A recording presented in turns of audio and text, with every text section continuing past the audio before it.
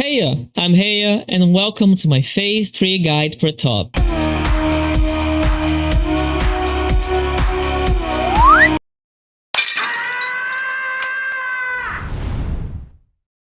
As usual, if you just want tips and tricks straight to the point, go watch this other video here instead. If that's not the case, sit tight and let's start with the transition.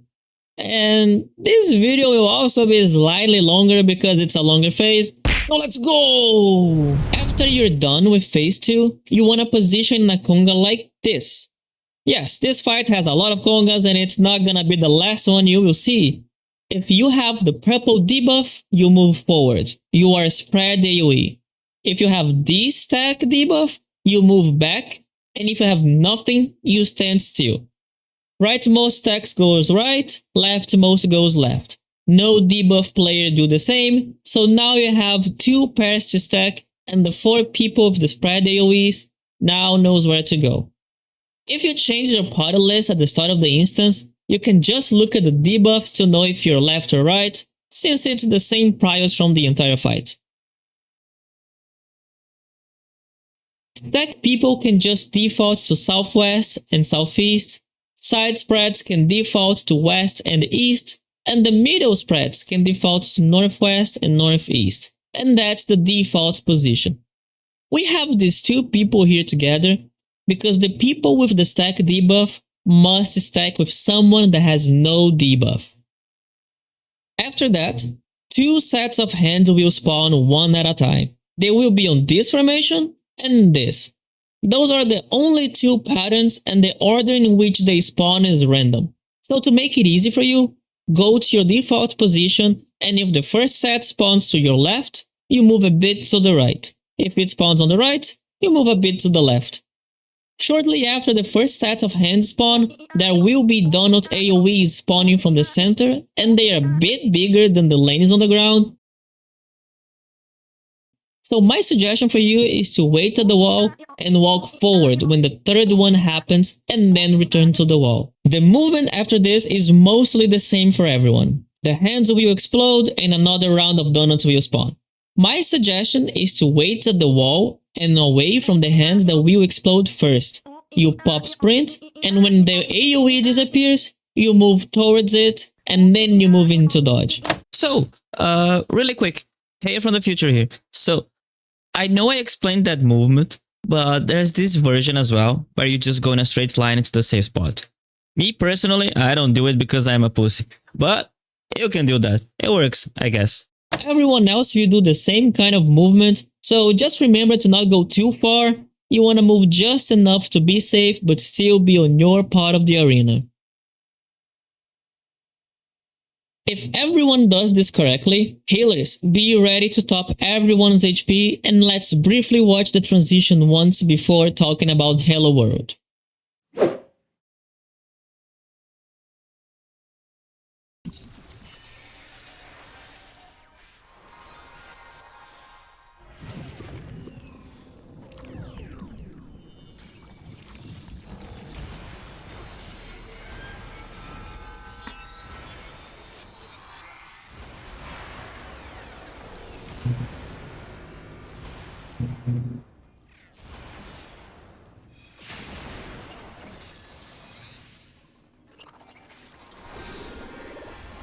As for Hello World, when you finish the transition, you wanna go a bit inside of the boss hitbox and spread as if you're in a kind of a clock position. It doesn't really matter where you stand as long as everyone is somewhat evenly spaced out around the boss. When the cast ends, a few debuffs will be assigned, and they will look something like this. Okay, I know it looks like Omega just said random bullshit go, but this mechanic is pretty easy. Let's simplify all of this, okay? When the debuffs spawn, 4 people will have these ones here, and they will be grey colored. When they expire, they will show their colors like this. The only important debuff you should look at is the 4th one, this circle here. This is what everyone calls defamation. It's a big ass explosion when it expires. Only 2 people will have this at the start, and the debuff after it will have a color, either red or blue. In this case, for example, since it's red, the pattern we would call out here is red is defamation. Now, I'm not gonna waste our precious time explaining these debuffs. I really don't care, and I don't even know their names or durations, and you don't have to know either. So bear with me and let's simplify this mechanic even more, step by step. On Hello World, you will either start it with a color around you like this, we call this rot, or you will start with a tether. It can be a blue tether or a green and red. We just call this Christmas tether usually. See these big puddles here on the ground? There's 2 of each color. Blue rot players will move to the blue ones and red rots to the red ones. Remember the defamation we just talked about? Let's pretend that for our example, red is defamation. If red is defamation, they will position like this on the max melee. The blue rot, since they are not defamations, will position like this, scooching a bit towards each other inside of the towers. The blue tether always positions like this in between the non-defamation towers, and the Christmas tether like this on the defamation towers. You have to memorize these positions really well. Hello World has 4 sets, so every player in the party will do each type of these positions. That's what those debuffs mean. Hello World is a 2-step mechanic. The first step is following this setup. And remember, if you are the defamation rot, you have priority in moving outside of the ring of the boss, max melee. If you are the non-defamation rot, you walk through the inside near the ring of the boss. And for the tethers, you want to stand in the middle of the boss until the rods have positioned themselves. Then you move to your spots. The second step is passing these rods and breaking tethers. Here's how it works. When you're in position, this debuff will expire. It's a stack debuff and it will be on the non-defamations. Reason why we have the blue tethers closed like this. The defamations will also expire. So you can literally just ignore these debuffs and look in front of you. When literally everything explodes in the arena, when it does, the blue tether people will move and stand on top of the rods to take it, like this. If you've done T, is basically the Nisi pass. When they move apart in this process, the blue tether will break. It breaks when you move too far from each other. So you will take the rot debuff and break the tether at the same time. After you take the rot, move away like this and stand still. You're done. As for the defamations and Christmas tethers, when everything explodes, defamations will stand on top of the markers on the ring of the boss, and the Christmas tethers will move to stand on top of them to get the rot, just like the others did. They will wait a little bit just so people are healed, and then will approach each other to break the tether. The Christmas tether will break when players move too close to each other. After a couple of seconds, the people who were the previous rots will have their debuff expire and will do a small AoE around them. Reason why, if you are a rot, you literally just stand still and let the tether people do the movement. Then, we just repeat this 3 more times. Go to positions, explosion, blue takes rot while breaking the tether, move out, Christmas takes rot, breaks the tether, rots explode, and we keep repeating that. The only exception is the last set. The only difference is that on the 4th set, the Christmas tether will go with the blue tether people to the non-defamation spot. It doesn't matter where you stand, just stay around there with them and you will be fine.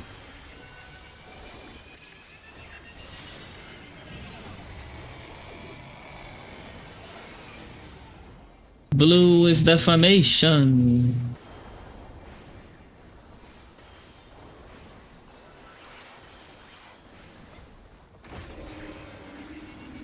Blue is defamation.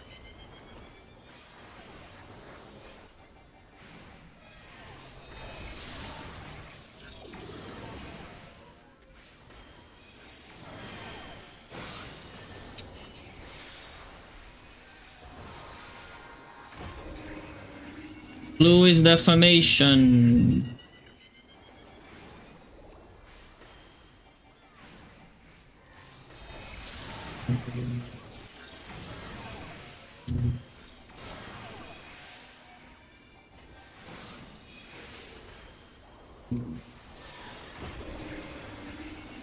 Blue is still defamation. Wait, it is? Fuck.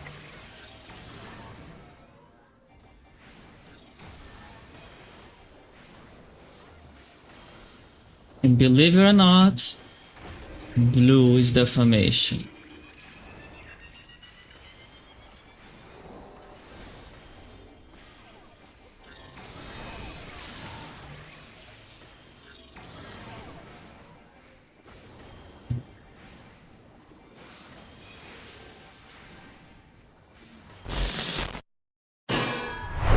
If by the end of this cast, the boss HP is at 30%, congratulations, you are safe on DPS check, below you are ahead and above you are behind.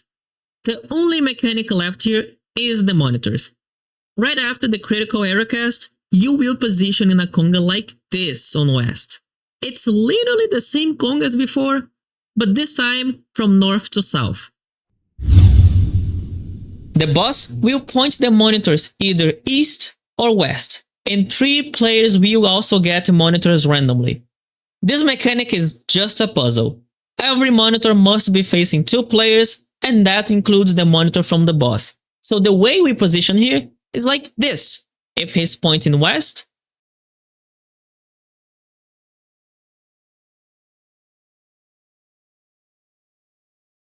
or like this, if he's pointing east.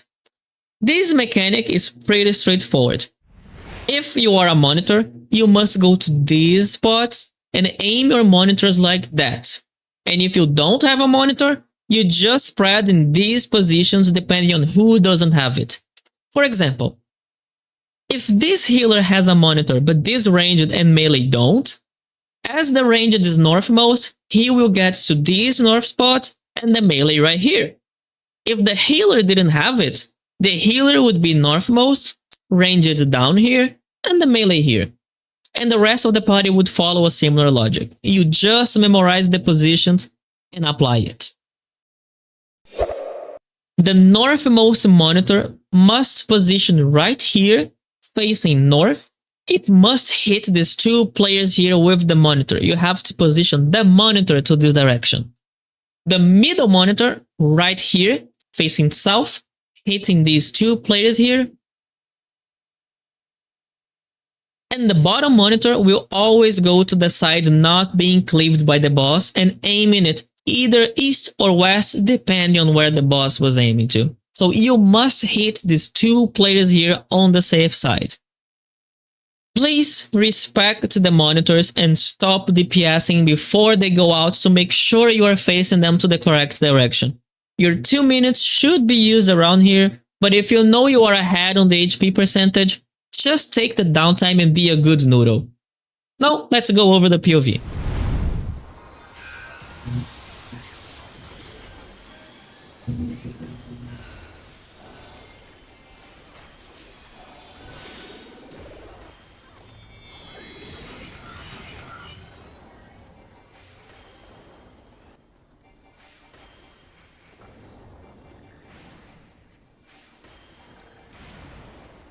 Yeah, we all live? That's possible? Hey, yo! We can do monitors? No, not we. True, true. Well, the last thing we have to talk about is P4. This phase is pretty short and has a repetitive dance with some traps that will kill you if you're not well studied. First of all, spread like this on the boss. These are fixed spots and will be like this in every party you join. The boss will spawn 2 stack markers randomly and will fire proteans on all players. If there's 1 stack marker on each side, no flex is necessary.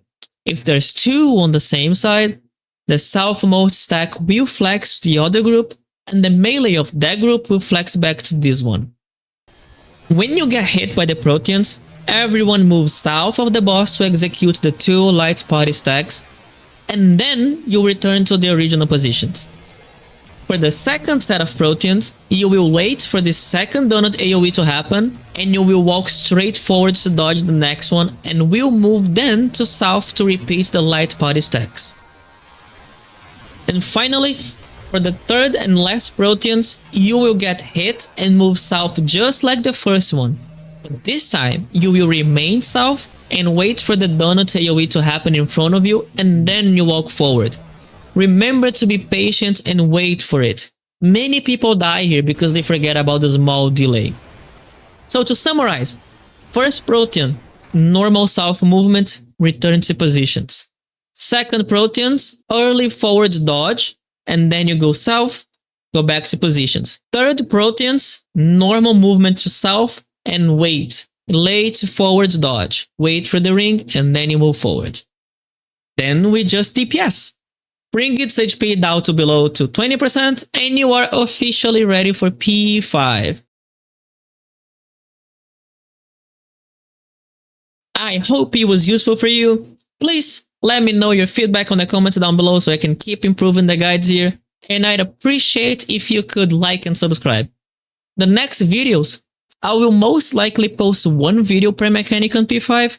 Because it's a pretty long phase, so I can go over each mechanic with a lot of care and give you all the important information you will need to simplify it and prog more comfortably. But for now, that's it for today. Good luck on your prog, and I'll see you next time. See ya!